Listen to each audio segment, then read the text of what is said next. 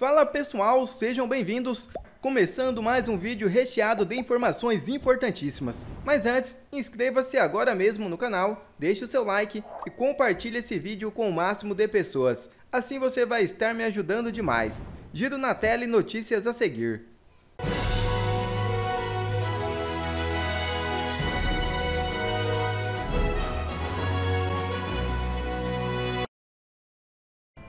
PT pede prisão de governador Tarcísio de Freitas por fake news. É isso mesmo. Na manhã deste domingo, o governador de São Paulo, Tarcísio de Freitas, declarou que o primeiro comando da capital estaria orientando eleitores a votar em Guilherme Boulos. Em coletiva de imprensa, ao lado do atual prefeito Ricardo Nunes, Tarcísio afirmou que a polícia interceptou mensagem interna da facção enviada de dentro dos presídios com instruções de apoio a Boulos. A declaração de Tarcísio gerou reação imediata. A presidente nacional do PT, Gleisi Hoffmann, classificou a fala do governador como a maior fake news de toda a campanha, acusando-o de propagar uma armação rasteira e covarde contra a candidatura de Boulos e sua vice, Marta Suplicy. Gleisi afirmou ainda que a atitude de Tarcísio se assemelha a práticas dos seguidores de Bolsonaro e pode configurar crime eleitoral. Em nota, o Diretório Paulista do PT pediu a prisão de Tarcísio, alegando o abuso de poder e uso da máquina pública para prejudicar a campanha de Boulos. A legenda acusou o prefeito Ricardo Nunes de ligações com o PCC, mencionando nomeações e contratações na prefeitura que, segundo o partido, estariam sob investigação do Ministério Público. Nunes foi eleito com 59,35% dos votos. Ele derrotou o candidato do PSOL, Guilherme Boulos, que somou 40,65% dos votos. E após as eleições municipais, Rodrigo Constantino expõe a preocupação do sistema com a direita. Assista. Serrão também falou da atenção, e no chat está todo mundo concordando com isso, da atenção que os conservadores devem ter com a eleição para o Senado em 2026, e acho que pintou aí uma candidata boa a senadora, né? O pessoal no chat já está falando da Cristina Grêmio como possível candidata ao Senado em 2026, né? Porque ela perdeu a eleição em Curitiba, o Eduardo Pimentel foi eleito, disputou o segundo turno com a nossa querida amiga jornalista Cristina Grêmio, e o ex-deputado federal Paulo Eduardo Martins será o vice do Pimentel. O atual vice-prefeito da cidade, o Pimentel, teve 57,64% dos votos. A Cristina Grêmio recebeu 42,36%. Consta. E eu sempre lembro lá do Tropa de Elite, né? Não vou falar um palavrão aqui, mas o sistema é F, né? A Cris Grêmio resolveu desafiar o sistema, e o sistema mostrou as garras, os dentes, partiu com tudo. O sistema é bruto, companheiro, e a Cris mostrou que é possível furar a bolha. Mas o Serrão está absolutamente correto, na minha opinião, em seu prognóstico não muito poliana, né? Para dizer o mínimo. Vem chumbo grosso aí, turma. A análise que a Bárbara, do canal Te Atualizei, fez foi muito bem feita, muito boa a análise. É uma vitória, sim, da militância conservadora. O Nicolas Ferreira é um grande cabo eleitoral, o próprio Jair Bolsonaro, inegavelmente, como eu disse, não faz milagres, a gente perdeu. Quando eu digo a gente, é porque eu torcia para todos os candidatos dele no segundo turno. E a gente perdeu em várias capitais importantes.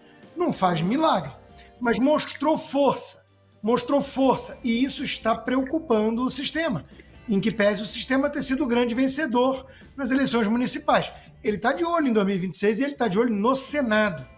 Vamos lembrar, gente, que é o Rodrigo Pacheco quem inviabiliza qualquer tentativa de processo de impeachment do ministro Alexandre de Moraes ou outros. E o Rodrigo Pacheco é do PSD do Kassab.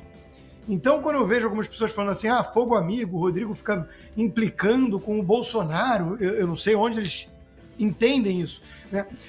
Eu acho que o Bolsonaro é vítima desse troço todo. O Serrão mencionou que ele pode até ser preso. Aí eu acho que não fariam, porque entendem que ele vira um cabo eleitoral ainda mais poderoso. Foi o próprio Valdemar Costa Neto que disse isso. Se prender o Bolsonaro, ele elege até um poste. Então, não vão arriscar tanto. Mas olha o que está acontecendo com o Gayer, vamos falar disso. Olha o que está acontecendo com todo mundo que ousa, de alguma forma, o Marcel Van Hatten, não precisa ser bolsonarista, basta ir contra o sistema, contra o STF de hoje. Aí eu pergunto, o Tarcísio, bom governador, mas ele oferece ameaça ao sistema? Vocês acham que o Alexandre de Moraes dorme tenso se o Tarcísio for o presidente? Claro que não. Eu até acho que ele não assumiria esse risco, porque governar São Paulo ele tem uma reeleição basicamente garantida e é interessante ele ter os 2 mandatos lá, né? Tomara, porque ele é um bom governador, não resta dúvida. Agora, que nome que surge? O Zema, que se mostrou cá entre nós, um nada nessa eleição municipal? O Caiado, que a gente vai falar mais à frente, que se mostrou um baita de um oportunista? Então, tá um monte de gente tentando se cacifar como a nova liderança da direita, né? E não tem liderança da direita, tem Jair Bolsonaro. Só que por algum motivo que me escapa, tem um monte de bolsonarista falando que ele vai ser elegível daqui a pouco. Porque não, eles vão colocá-lo elegível. Me apresenta um argumento para isso. Aí eu tenho que fechar com o Serrão na análise mais pessimista. Eu diria realista. Vocês estão vendo algum sinal de recuo do sistema? Eu só vejo avanço. O Geyer, o Marcel, os presos do 8 de janeiro, a narrativa, a questão da anistia que eles tentam inviabilizar, né, a PEC da anistia, eu não vejo nenhum sinal de recuo. Qual é a única esperança? Vamos falar disso hoje também. Talvez é o Donald Trump voltar à Casa Branca e colocar a atenção voltada para o Brasil. Próximo de Jair Bolsonaro, atento aos abusos do Supremo, ao que o próprio governo americano, na figura do Biden, né, do sistema democrata, fez para dar uma ajudinha ao ladrão voltar à cena do crime, como diria Alckmin, e o Trump querer reverter esse troço para não ter mais uma Venezuela tomando conta da América Latina. Então a única esperança talvez seja os Estados Unidos pressionarem a bagunça toda. Porque fora isso, eu quero algum argumento persuasivo de que esse sistema aí vai um belo dia acordar e falar: a gente tirou o Lula da prisão, tornou ele elegível, vamos ter que fazer o mesmo com o Bolsonaro. Pô, tá difícil, hein, entender isso. Então, eu não acho nem que o Tarcísio está lutando muito para isso nos bastidores, né? Mas tem que elogiar, não adianta bater de frente, tem que estar perto, né, do Alexandre. Boa sorte para quem acredita nesse xadrez 4D.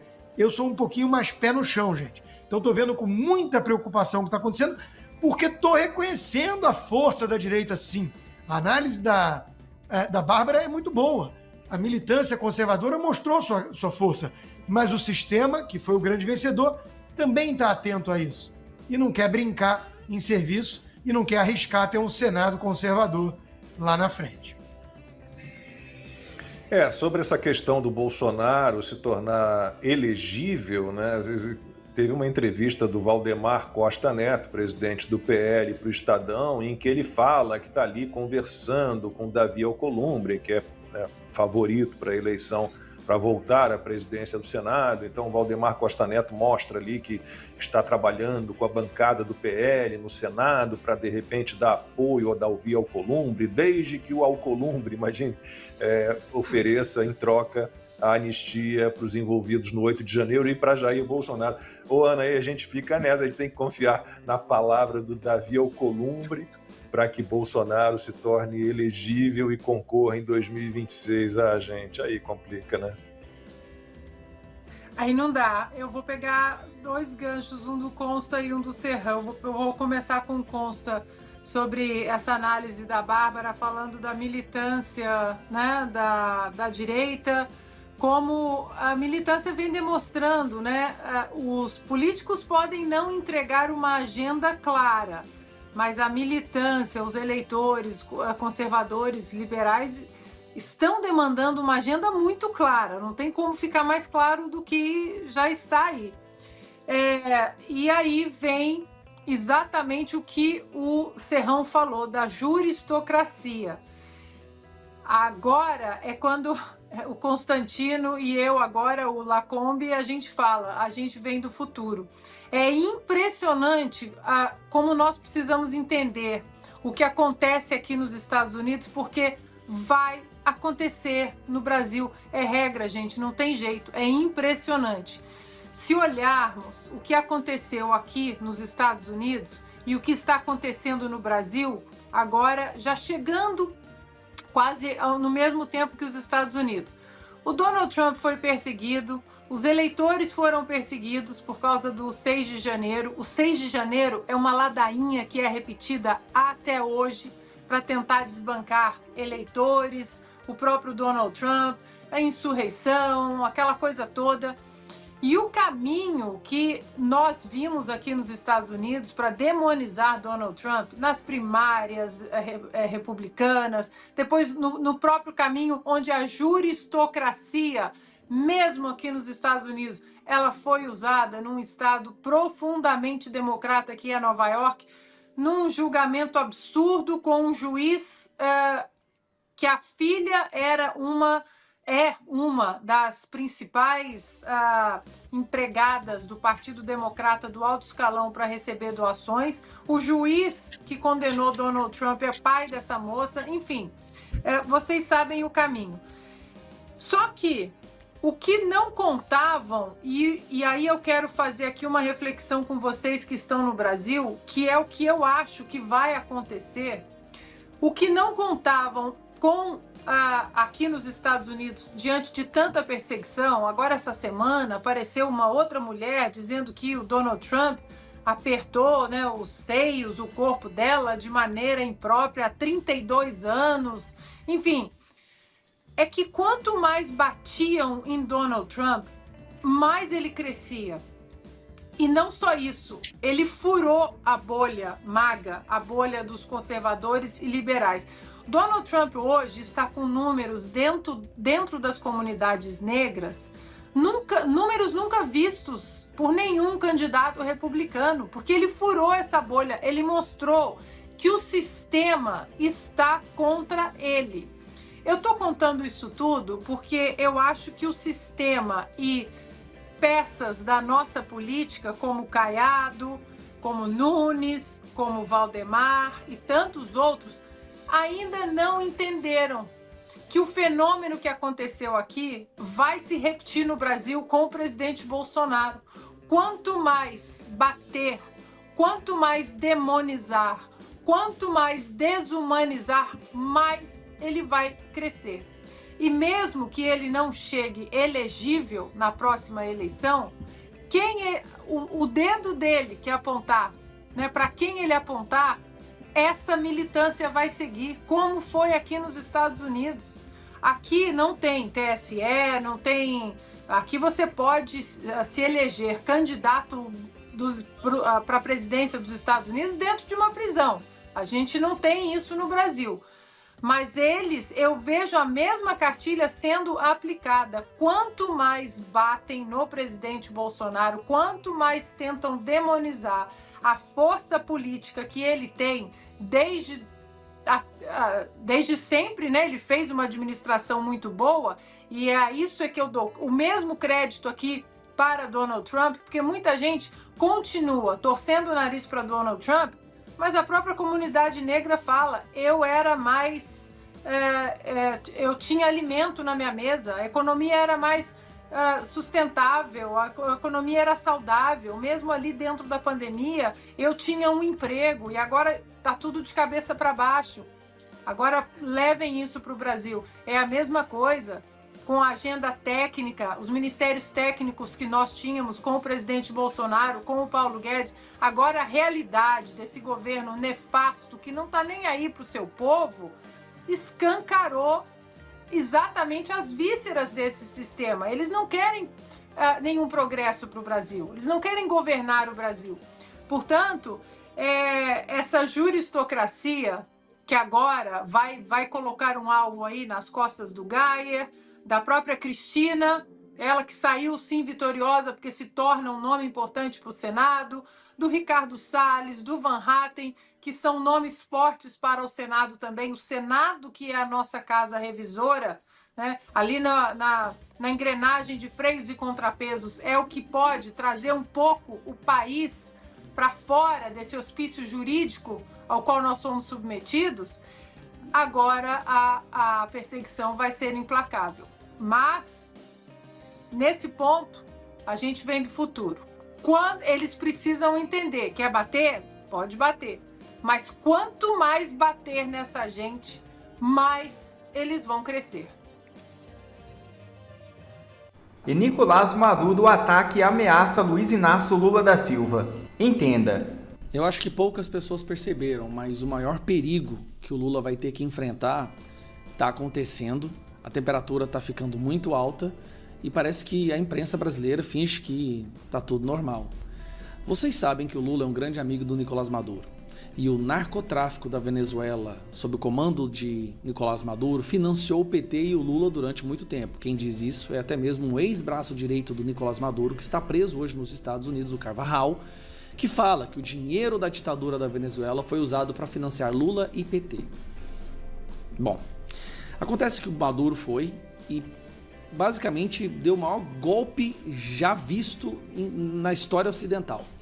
Um golpe tão absurdo, uma fraude tão escandalosa que até mesmo países que eram simpáticos a ele se recusam a aceitar. Gabriel Boric, por exemplo, do Chile, que é um comunista, não consegue declarar abertamente que ele foi o vencedor. E vários outros países, até mesmo países de esquerda, tá? Se recusam a declarar que o Nicolás Maduro ganhou porque a fraude foi muito escancarada. Apenas algumas ditaduras, como Rússia, Coreia do Norte, China, se atrevem a reconhecer Nicolás Maduro como vencedor, até mesmo porque lá é 100% ditadura, não existe imprensa livre, para falar o contrário. Só que a pressão aqui no Brasil está muito alta, até mesmo porque não tem como mentir, a imprensa mentir sobre a Venezuela, já que nós recebemos milhões de venezuelanos nos últimos anos fugindo da ditadura venezuelana. E aí a pressão é muito forte. O Lula ensaiou uma tentativa de apoiar Maduro, de reconhecer Maduro como o presidente eleito democraticamente da Venezuela, mas viu que o custo político disso seria muito alto, já que a esmagadora maioria do Brasil reconhece Venezuela como uma ditadura e reconhece que houve um golpe nas eleições desse ano lá. Aí, a Venezuela quis entrar no BRICS. O Brasil, Lula, por causa da pressão que sofre aqui dentro da população e até mesmo da imprensa de esquerda que não consegue passar pano para a Venezuela, se recusou a aceitar. Ele quer aceitar, ele quer colocar a Venezuela para dentro, ele quer reconhecer Maduro como presidente, porque eles são grandes amigos, mas ele sabe que o custo político dele, nesse caso, poderia ser um suicídio político. Então, ele não aceitou. E o Nicolás Maduro sabe de coisas do Lula, sabe de muitas coisas. Afinal de contas, Nicolás Maduro e a ditadura da Venezuela financiou Lula durante um tempo. E aí, Lula não quis ir para o BRICS, porque ficaria feio ele ir para o BRICS e lá ele falar para impedir, ele tentar impedir a entrada da Venezuela. O que ele tentou fazer? Ele tentou não comparecer. E aí, meu amigo, olha o que saiu lá na Venezuela agora. Venezuela, muy buenos días. La red social Instagram del Ministerio Público ha compartido importante información de interés nacional e internacional. De inmediato lo vamos a colocar en pantalla. Ahí lo tenemos. Damos de inmediato, vemos y revisamos el video que ha compartido el Ministerio Público a través de sus plataformas digitales.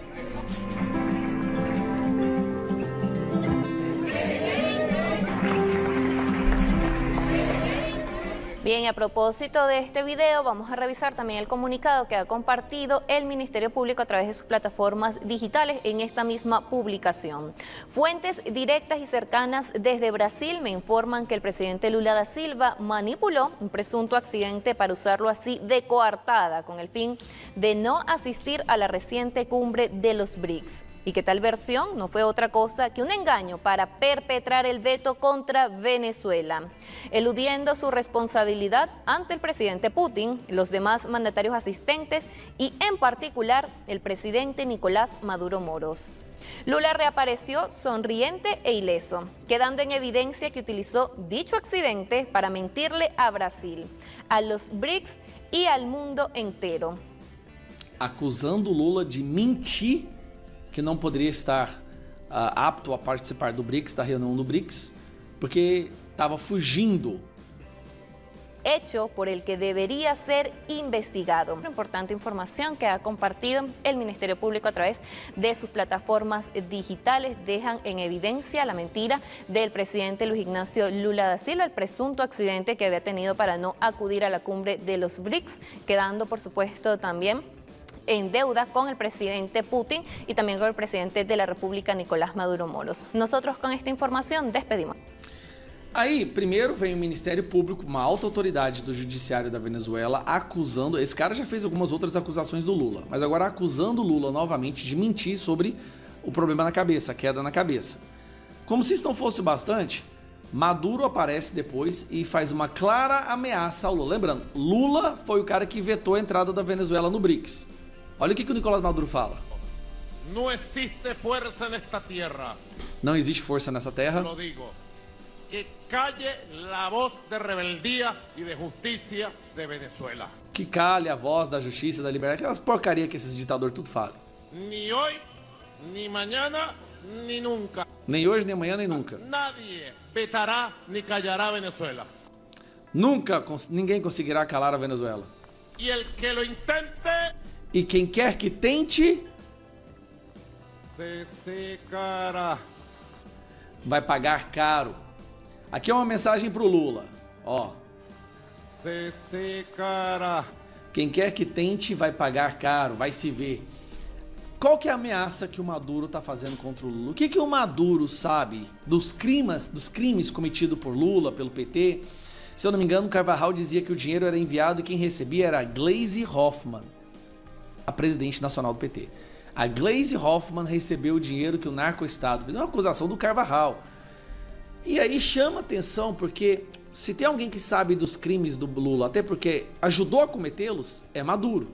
Maduro está revoltado porque o Lula está sucumbindo à pressão popular no Brasil e está tentando evitar reconhecer Maduro como o presidente eleito na Venezuela. Eu só falo uma coisa, Maduro, joga tudo no ventilador, vai para cima, conta. Realmente, Lula te traiu, cara. Lula tá te traindo. É um covarde. Eu acho que o certo seria você ir lá e divulgar todos os documentos dos crimes que o Lula cometeu. Eu acho que nada mais certo que isso.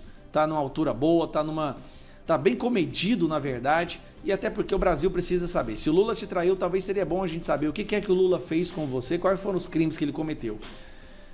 Seria ou não seria, pessoal? Afinal de contas, se tem alguém que sabe dos crimes de alguém, é aquela pessoa que participou das ações criminosas. E aqui tá o cara que participou das ações criminosas do Lula. Venezuela tá mais ou menos assim, Lula, ou você me reconhece como presidente ou eu vou contar pro mundo tudo que você fez. E vocês sabem que eu tenho provas. O Carvajal, braço direito do Maduro, tá preso agora nos Estados Unidos, fazendo suas delações e ele conta que a Venezuela passava dinheiro pro PT e pro Lula pela... Quer ver mais conteúdos como esse? Então inscreva-se agora mesmo no canal e ative o sininho das notificações. Assim você não perde mais nenhum conteúdo que é postado aqui no canal. E também já deixe o seu like para o YouTube ajudar a divulgar o nosso trabalho. Fico por aqui e que Deus abençoe a todos.